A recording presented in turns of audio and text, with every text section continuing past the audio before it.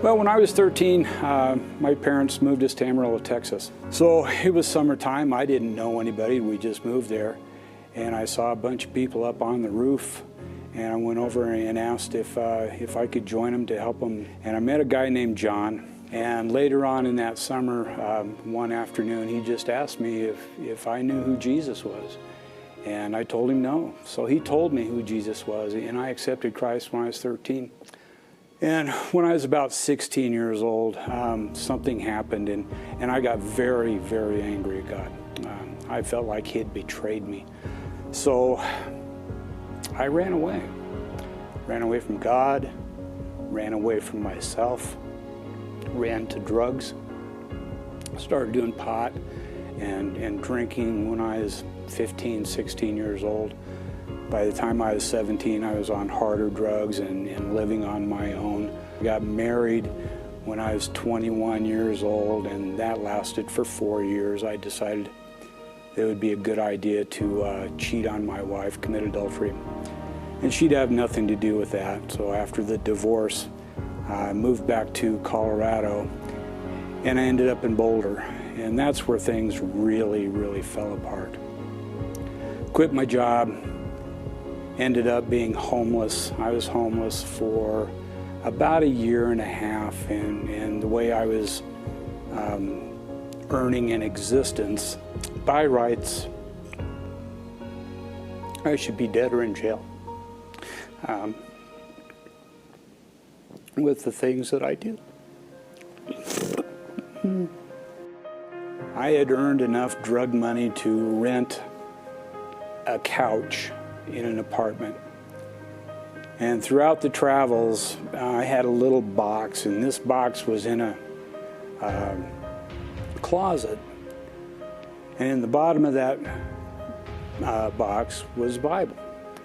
Opened up the book of Revelations, and it wasn't 2 minutes that the Spirit of God came on me and just picked me up, held me like a little baby. And I said, okay, you got to do everything, God.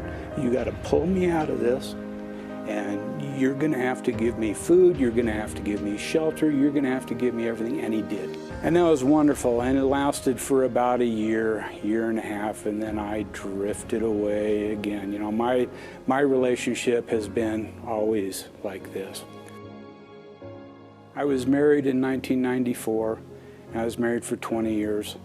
My wife was a faithful Christian, and that's where we learned about Crossroads and met Pastor Kim and Pastor Chris and the other pastors here. She died in 2015, and I was left alone. And then this last year, 2020 came along, and all of a sudden, you couldn't do anything. You know, there was the lockdown, which was fine with me because I was isolating myself anyway, so it really didn't matter. But the Holy Spirit started talking to me again. And a couple weeks before Easter, I refer to Easter as Resurrection Day. And I kept hearing that small voice in my head that something was going to happen on Resurrection Day. The Saturday before that Sunday, I got extremely drunk. Extremely drunk. And I was determined I was going to stay awake that night. And about 2 or 3 o'clock in the morning, I was worshiping God in a way that I hadn't worshiped in a long, long time. And I just heard those words. Remember today. Okay. So about a week later, I decided that I can't live this way anymore.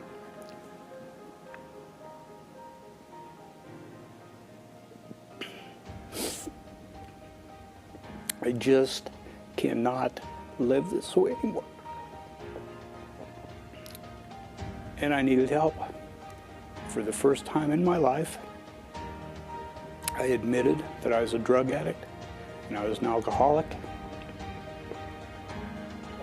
And I just could not live this way anymore. So I made a commitment, and I think for the first time in my life, being saved at 13, but for the first time in my life, Lord, I'm 100% in. And it's not 90-10, it's not 95-5, it is 100%. And I'm yours till the day you take me home. Whatever it is you want me to do with my life, as long as it's to your glory, that's what I'm going to do. My name is Jeff Lawson, and I've decided to follow Jesus Christ.